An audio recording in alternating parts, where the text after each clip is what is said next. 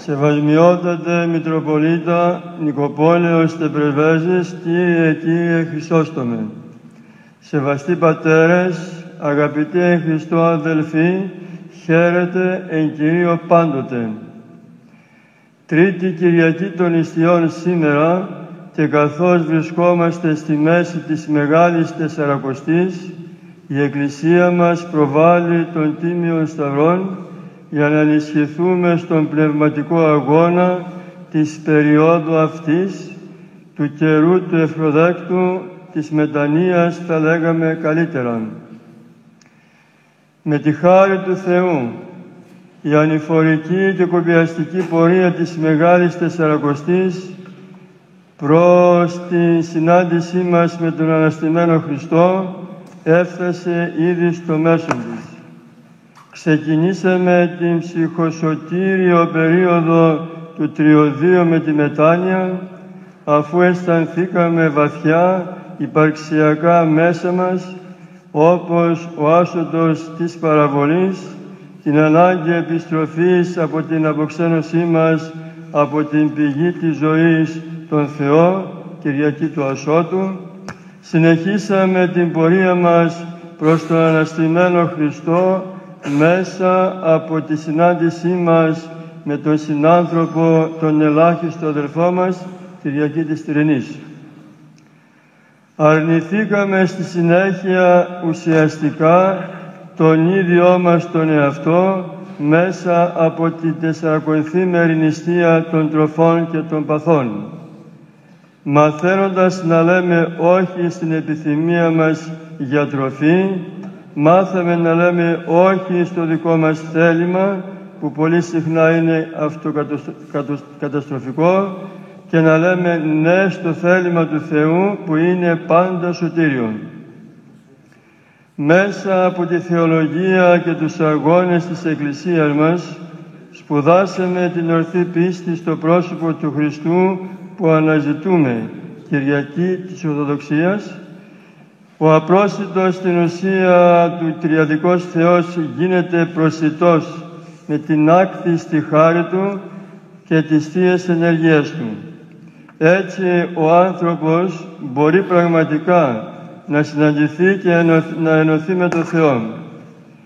Η συνάντηση αυτή γίνεται με τρόπο ησυχαστικό στο χώρο της καρδιάς μας, η οποία γι' αυτό και πρέπει να είναι καθαρή μέσα από την προσευχή και την νηστεία. Κυριακή Αγίου Γρηγορίου Παλαμά. Βλέποντας στη συνέχεια και προστινώντας ευλαβικά των Σταυρών του Χριστού, αρχίσαμε να διακρίνουμε το φως της Αναστάσεώς Του. Όποιος θέλει να ακολουθήσει τον δρόμο που οδηγεί στον Αναστημένο Χριστό, πρέπει να αρνηθεί τον εαυτόν του και να σηκώσει τον σταυρόν του, σταυρώνοντας τον εγωκεντρισμό του και τη φιλαυτία του. Αυτό το μήνυμα λάβαμε με τη χάρη του Τιμίου του Ζωπίου Σταυρού σήμερα, Κυριακή της Σταυροπροστινήσεως, που η Εκκλησία μας γιορτάζει την προστίνησή Του. Σύμφωνα με την θεσπέσια υμνολογία, αλλά και τους πατέρες της Εκκλησίας μας, ο Σταυρός είναι χριστιανών ελπίς, απεγνωσμένων σωτήρ, χυμαζομένων λιμήν, ασθενούντων ιατρός, παθών ελατήρ, υγείας δοτήρ, νενεκρωμένων ζωή, ευσεβίας πρόγραμμα, βλασφημίας φήμοτρων. Ο Σταυρός βρίσκεται πάντοτε όπλων κατεχθρών, σκύπτρων βασιλείας, διάδημα κάλους, τύπος άγραφος, ράβδος δυνάμεως, έρισμα πίστεως, βακτηρία γύρους, οδηγός τυφλών, φως των εν σκότη, παιδευτής αφρόνων, διδάσκαλος νηπίων, αμαρτίας ανέρεσης, μετανοίας ένδειξης, δικαιοσύνης υπογραφεύς. Ο Σταυρός παραμένει μέσα στους αιώνες, κλίμαξ εις ουρανών άγουσα, οδός προς αρετήν οδηγούσα, ζωής πρόξενος, θανάτου λύσης, φθοράς αλωτρίωσης, πυρός σβεστήριον, προς Θεόν παρησία, κλής ουρανών βασιλείας. Ο Σταυρός προβάλλεται σήμερον ως φύλαξ ενικτή, εν ημέρα πύργος, εν σκότη χειραγωγός, εν ευθυμία χαλινός, εν αθυμία ψυχαγωγός, διαλλακτήριος, οικέσιος, φίλιος, συνήγορος, προασπιστής, επίκουρος. Ο Σταυρός παραμένει για τους χριστιανούς όλων των αιώνων, εν πειρασμής βοηθός, εν κινδύνης σωτήρ, εν αθυμίες παρήγορος, εν ανάγκες βοηθός, εν θαλάσσι κυβερνήτης, εν συμφορές ανάψυξης. Ο Σταυρός νυκτοφυλακεί τους καθεύδοντας, συναγρυπνεί της αγρυπνούσι. Σταυρός ατονούντων νεύρωσης, κοπιόντων ανάπαυσης, πεινόντων τροφή, νηστευόντων ισχύς, αγωνιστών αλήτης, γυμνών σκέπη, συνειδηπόρος των επιξενουμένων. Σταυρός πλουσίων σοφρονιστής, πενήτων προνοητής, χειρών προστάτης, ουρφανών αντίληψης και τροφεύς. Σταυρός αρχόντων τιμή, βασιλέων κράτος, στρατηγών νίκος, αγνίας φραγής, συζυγίας σύνδεσμος. Σταυρός πόλεων φύλαξ, οίκων ασφάλεια, φιλίας συναρμοστής, των εχθρών αμυντήριων, πολεμίων αντίπαλος, επίβολων εθνών διοκτήριων, βαρβάρων σκόλοψ, ειρήνης βραβευτής. Ο Σταυρός αγάπης πριτανευτής, κόσμου καταλλαγή, ύψος ουρανού, γης βάθος, μήκος της φαινομένης, εύρος της οικουμένης. Σταυρός είναι των παθών του Χριστού το κεφάλαιον, των εις ημάς θαυμάτων η κορονής, σύμφωνα πάντοτε με την υμνολογία και τους πατέρες της Εκκλησίας μας. Κατά τον μεγάλο ησυχαστή αγιορείτη Άγιο Γρηγόριο τον Παλαμά, ο οποίος είναι γνωστό, ασκήθηκε για αρκετά χρόνια στα όρια της Ιεράς Μονής της Μετανοίας μου της Μεγίστης Λαύρας.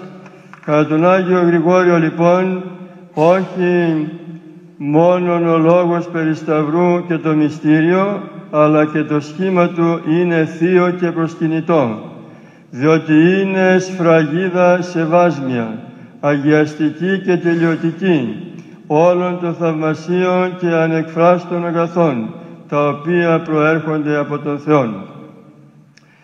Όλη η κένωση, η πτωχία, η εξουθένωση, η οδύνη, ο θάνατος που έλαβε για μας ο Χριστός κορυφώνονται στο Σταυρό. Όλα τα Άγια μυστήρια τελειώνται με την επίκριση του Αγίου Πνεύματος και τη σφραγίδα του Σταυρού. Όλες οι ιερατικές ευλογίες είναι σταυρικές. Οι ιεροί ναοί, τα ιερά σκεύη και τα άμφια αγιάζονται με τον τίμιον Σταυρόν. Δεν νοείται λειτουργική πράξη η σύναξη των πιστών χωρίς τη σφραγίδα του Τιμίου Σταυρού. Ο Σταυρός είναι και ο πιστότερος σύντροφος κάθε Ορθοδόξου από τη στιγμή που θα γεννηθεί μέχρι το θάνατό του. Και αυτός ακόμη ο τάφος του χριστιανού με τον Σταυρό ευλογείται. Από το προσφυλές σε όλους μας γεροντικό αλλιεύσαμε το παρακάτω στιγμιότυπο. Ο Ιωάννης, άνθρωπος Άγιος και με εξουσία κατά πνευμάτων ακαθάρτων, ρώτησε τους δαίμονας λέγοντάς τους: «Ποια πράγματα φοβάστε από τους χριστιανούς?» Και αυτοί απάντησαν: «Έχετε τρία μεγάλα πράγματα. Εκείνο που φοράτε στο λαιμό σας, εκείνο που λούζεστε στην Εκκλησία και εκείνο που τρώτε στη Θεία Λειτουργία. Αν φυλάγατε καλά εκείνο που μεταλαμβάνετε, κανένας από εμάς δεν θα μπορούσε να βλάψει χριστιανό». Η χάρη και η δύναμη του Τιμίου Σταυρού οφείλεται όχι στο σχήμα του, ότι δηλαδή είναι Σταυρός, αλλά στο ότι είναι ο Σταυρός του Χριστού, το όργανο δια του οποίου ο Χριστός έσωσε τον κόσμο. Είναι το θυσιαστήριο στο οποίο προσέφερε τον εαυτό του θυσία για όλον τον κόσμο ως θήτης και ως θύμα. Στον Σταυρό έζησε τον βαθύτερο πόνο και τον μεγαλύτερο εξευτελισμό για μας. Έγινε υπέρ ημών κατάρα για να ελευθερώσει εμάς από την κατάρα της αμαρτίας και του νόμου. Όλο το έργο του Χριστού, όλη η φιλανθρωπία του συνοψίζονται στον Σταυρό του. Και όταν ο Πέτρος συμβούλευσε τον Χριστό να αποφύγει τον σταυρικόν θάνατο, ο Κύριος τον επετίμησε αυστηρά. Είπαγε ο πίσω μου σατανά ότι ου φρονείς τα του Θεού αλλά τα των ανθρώπων. Στον Σταυρό σταμάτησε ο παλαιός αιώνας του θανάτου και με την Ανάσταση του Χριστού, η οποία συνδέεται με τον Σταυρό, άρχισε ο νέος αιώνας, η εποχή της θεώσεως και της σωτηρίας του ανθρώπου. Στον Σταυρό Θεάνθρωπος Χριστός έλυσε την τραγωδία της ανθρωπίνης ελευθερίας, γενόμενος υπήκοος μέχρι θανάτου δε Σταυρού. Προσανατόλισε ξανά την ελευθερία μας στον Δημιουργό της, τον Άγιο Τριαδικό Θεό. Στον Σταυρό νίκησε τον θάνατό μας με το να κάνει δικό του τον δικό μας θάνατο και με την Ανάστασή του μας χάρισε ζωή και αυθαρσία. Δια του Σταυρού μας συμφιλίωσε με τον Θεό Πατέρα και μας χάρισε την άφεση των αμαρτιών μας. Δια του Σταυρού συνήγαγε και ένωσε σε ένα σώμα τα πρώην διασκορπισμένα παιδιά του Θεού. Στον Σταυρό με την δική του γεμάτη από ταπείνωση ύψωση, ύψωσε και την δική μας φύση που με την ψεύτικη και μάταιη ίηση είχε καταβιβαστεί μέχρι τον Άδη. Στον Σταυρό ο Χριστός φανέρωσε ότι αυτός ο κόσμος δεν είναι η τελική πραγματικότητα, εάν μέσα σε αυτόν αγωνιστούμε σταυρικά κατά του εγωισμού μας. Αποκατέστησε έτσι το θετικό νόημα του κόσμου. Στον Σταυρό απεκάλυψε τον εαυτόν του ως τον μόνον ευεργέτη και σωτήρα, λυτρωτή και ζωοδότη του σύμπαντος κόσμου και κατέλυσε οριστικά το έργο του διαβόλου.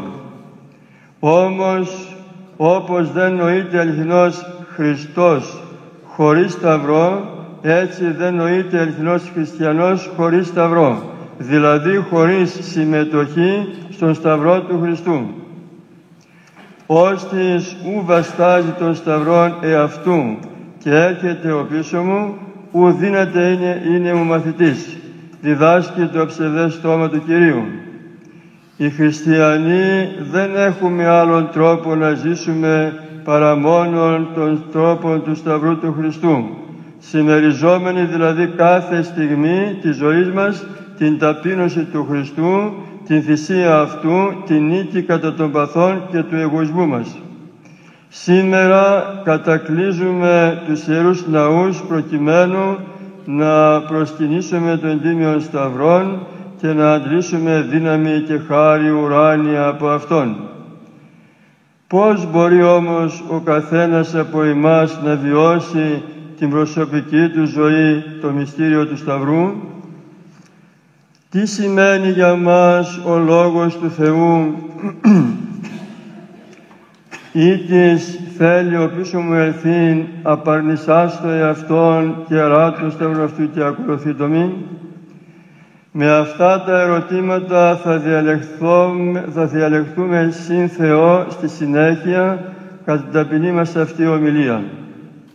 Βεβαίως γνωρίζουμε, όπως διδάσκουν οι πατέρες της Εκκλησίας μας, ότι ή φιλείς τον δεσπότη σου, τον θάνατον απόθανε τον εκείνου.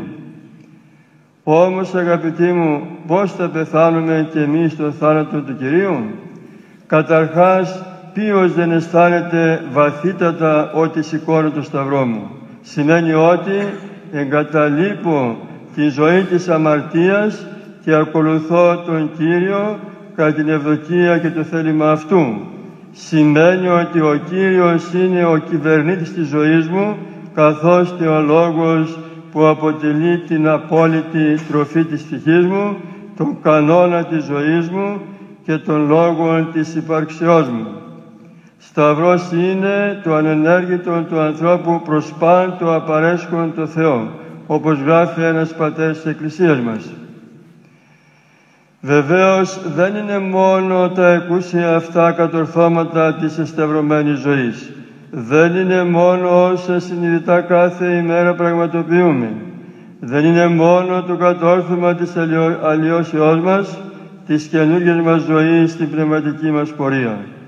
Ο Σταυρός είναι κάτι επιπλέον. Είναι η προετοιμασία για να προχωρήσουμε έτσι περαιτέρω και ακόμη υψηλότερα. Είναι εκείνο το οποίο μας χαρίζει την αγόντιστη και φεδροποιώ υπομονή μας στις ακούσιες θλίψεις, τις οποίες απροσδόκητα συναντούμε στην καθημερινή μας πορεία. Αλήθεια, πόσες φορές θα παρέλυαν τα πόδια μας, θα λύγιζαν οι καρδιές μας, εάν ο Τίμιος και ζωοποιός Σταυρός δεν ενέπνιε σε εμάς την υπομονή. Έτσι η δύναμη του Σταυρού μετατρέπει τα εμπόδια σε ευεργετήματα, τα αναδεικνύει θείες δωρεές, εφόδια πνευματικά, αφορμές δοξολογίας των Θεών.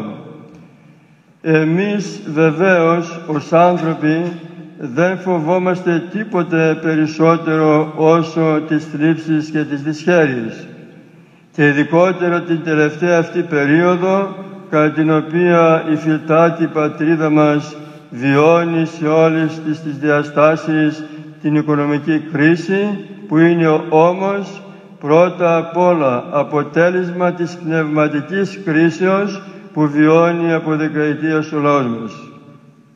Η Εκκλησία από τη φύση της, εκτός του ότι νοηματοδοτεί τον ανθρώπινο βίο και έχει μία πνευματική αποστολή, συγχρόνως λειτουργεί εξισορροπητικά στην κοινωνία.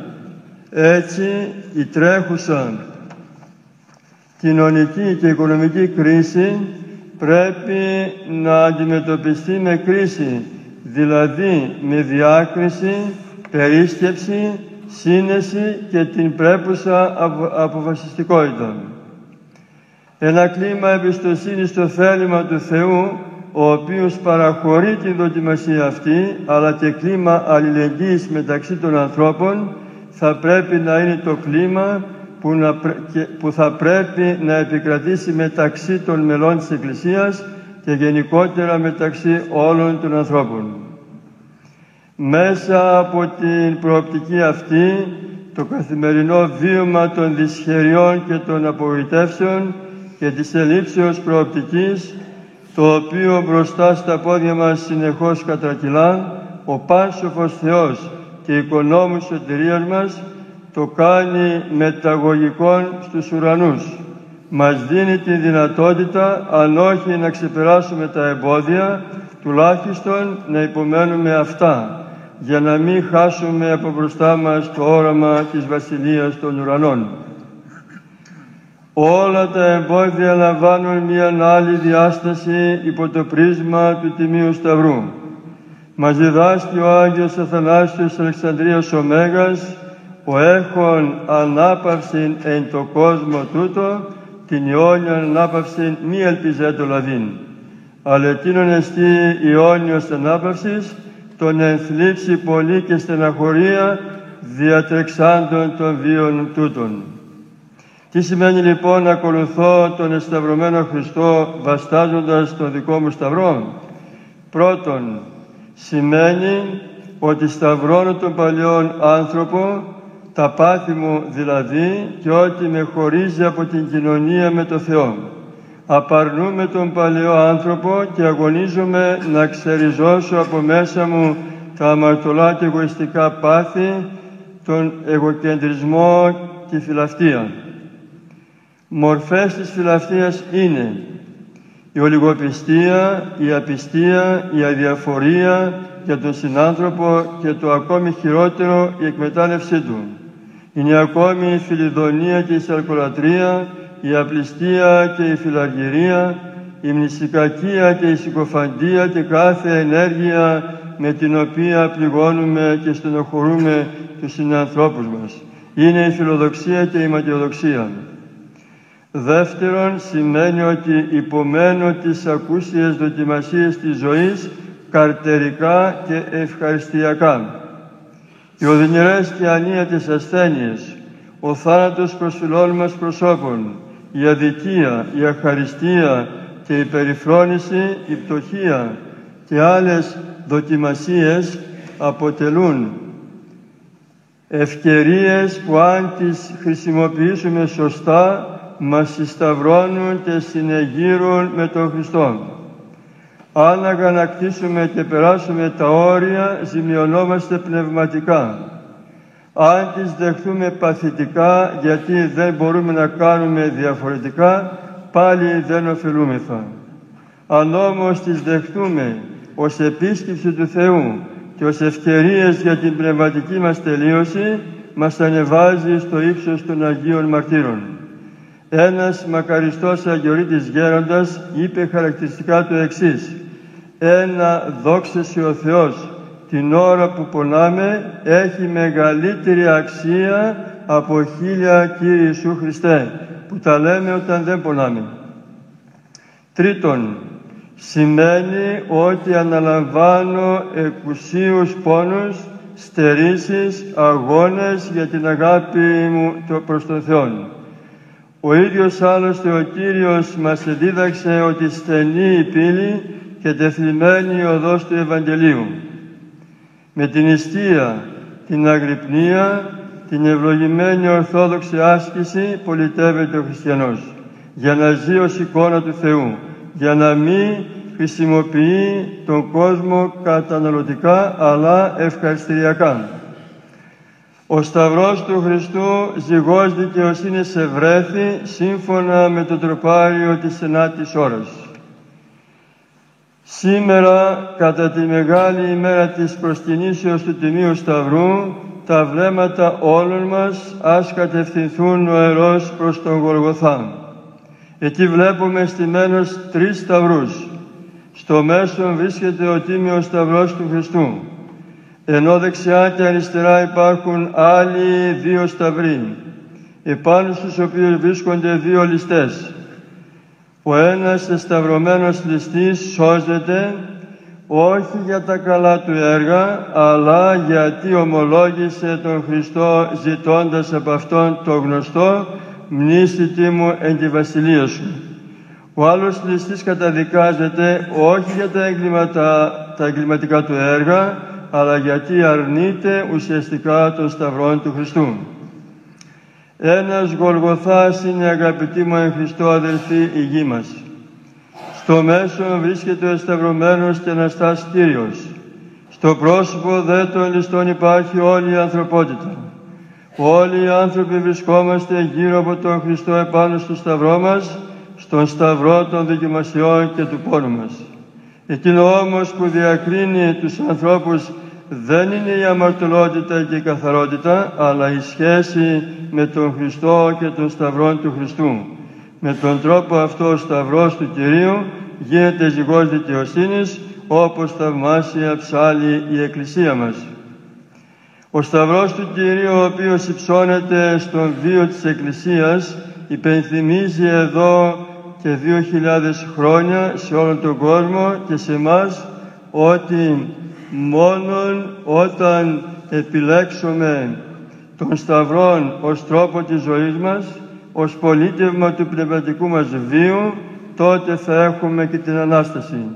Τότε θα έχουμε την αληθινή μας ελευθερία, την αληθινή ανάπαυσή μας μέσα στην αγάπη του Θεού και την αγάπη των αδελφών μας, την αληθινή ειρήνη της ψυχής.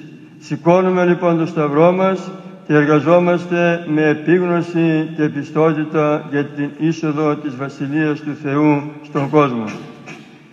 Και όταν περιστάσεις και θλίψεις και ανάγκες μας κυκλώνουν, υψώνουμε τα μάτια της ψυχής μας και ατενίζουμε με πίστη των σταυρών του Χριστού μας και με ελπίδα προχωράμε, σταυρωμένοι και αναστημένοι, σταυρωμένοι και σε αναστημένοι με τον Χριστό.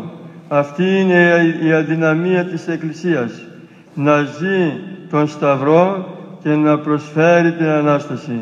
Αυτή είναι η αδυναμία του χριστιανού, να ζει τον Σταυρό και να βιώνει την Ανάσταση.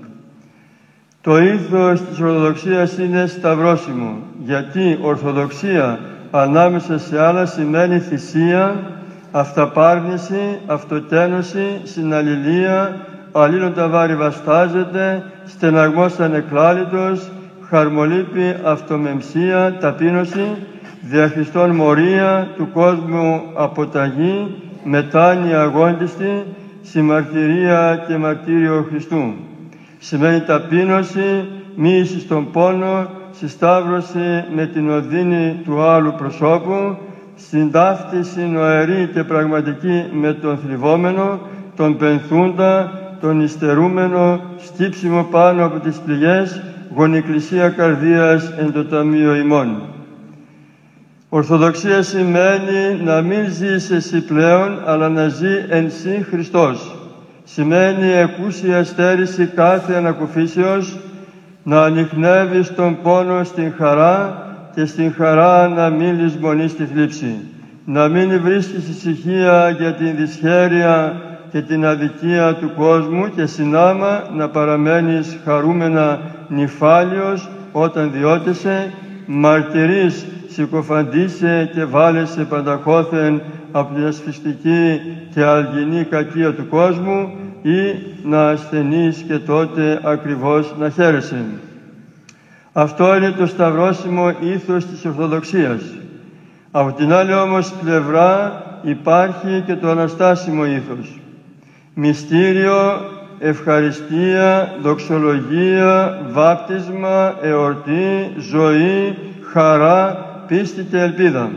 Υπάρχει αδιάλειπτη προσευχή, νύψη, άφεση, μίμηση του Αγίου, ελευθερία, πνευματική ευχαρίστηση, ανακούφιση στα βάσανα, κοινωνία, αγάπη, αγιασμός, θαύμα, φωτισμός, θέωση. Με την έννοια αυτή το ήθος της Ορθοδοξίας μας είναι σταυρώσιμο και αναστάσιμο μαζί. Με λίγα λόγια, σταύρο αναστάσιμο. Σταυρός και Ανάσταση είναι τόσο αλληλένδετα, δεμένα μεταξύ τους στην παράδοσή μας, που δεν μπορούμε να κάνουμε λόγο για σταυρό χωρίς να ατενίζουμε την Ανάσταση και αντιστρόφως. Με τον σταυρό κατεπόθη ο θάνατος, με τον σταυρό είδαμε την Ανάσταση, αλλά και με τον σταυρό τον δικό μας θα δούμε μόνον Ανάσταση προσωπική και πραγματική. Εμείς κηρύττομεν Ιησούν Χριστόν και τούτον εσταυρωμένον και τούτον δε αναστάντα διακηρύττει ο Απόστολος. Αυτόν τον εσταυρωμένο και αναστάντα Ιησού Χριστό ασπαζόμαστε και προστινούμε σήμερα, τιμώντας και ασπαζόμενοι των τίμιων σταυρών του. Είναι η μέρα σταυροαναστάσιμη, γιατί όχι μόνο αντλούμε δύναμη και ελπίδα στο μέσο της Μεγάλης Τεσσαρακοστής, όχι μόνο λαμβάνουμε υπόδειγμα σταυροαναστάσιμης βιωτής και χαρμολύπης, αλλά κυρίως προκηρύττουμε της Αναστάσεως τα τρόπια, προερτάζουμε την Πασχαλινή Πανήγυρη, ομολογούμε την βιωματική πεποίθηση πως ο Χριστός Ανέστη. Αυτή η χαρά, η πίστη ας φωτίζει και ας χαράζει τας καρδίας μας, αδελφοί μου, και είναι για όλους εμάς πρόγευση της Αναστάσεως, της κλητής και Αγίας ημέρας του Πάσχα.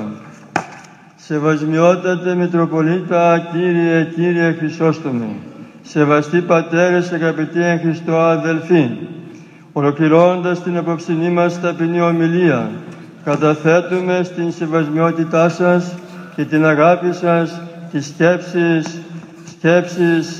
τις σοφές σκέψεις ενός πατρός της Εκκλησίας μας, ο οποίος, όπως είναι γνωστό, πριν ξεκινήσει την κάθε ομιλία του στους διαφόρους τόπους της πατρίδας μας, όπου περιόδευσε, συνήθιζε να στείνει ένα ξύλινο σταυρό.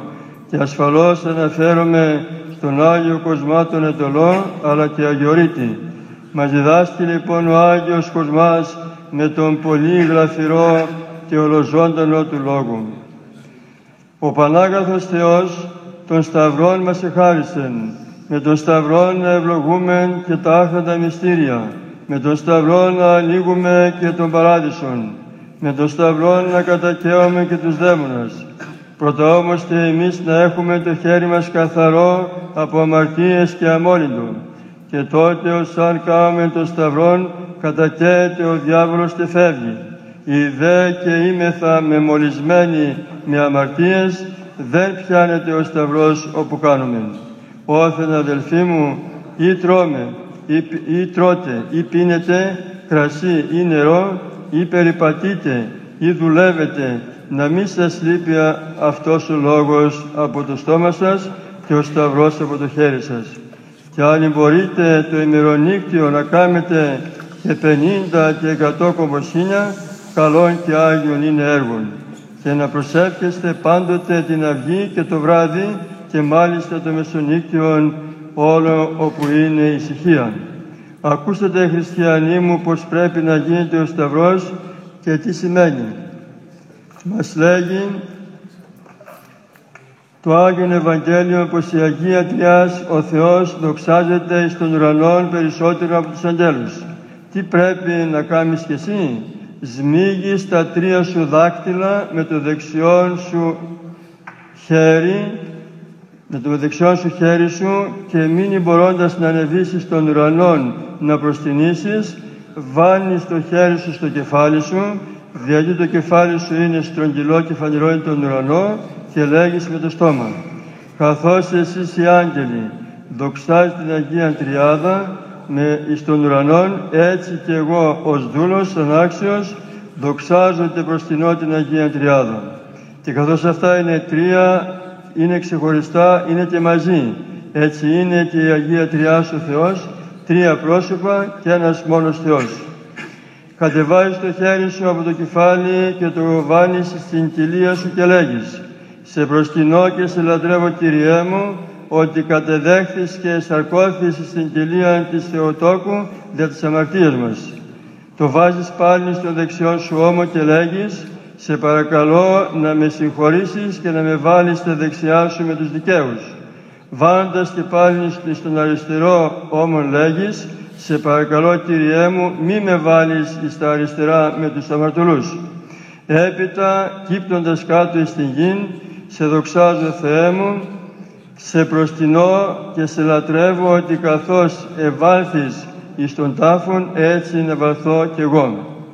Και όταν σηκώνεσαι ορθός, φανερώνεις την Ανάσταση και λέγεις: «Σε δοξάζω, Κύριέ μου, σε προστινώ και σε λατρεύω, πως αναστήθηκες από τους νεκρούς, για να μας χαρίσεις την ζωή την αιώνιον». Αυτό σημαίνει ο Πανάγιος Σταυρός. Η σημερινή προστίνηση του Τιμίου Σταυρού μας θυμίζει, όπως είδαμε, μέσα από την ταπεινή μας αυτή ομιλία, το πάθος του Χριστού. Ταυτόχρονα όμως μας ζωντανεύει την ελπίδα της Αναστάσεως.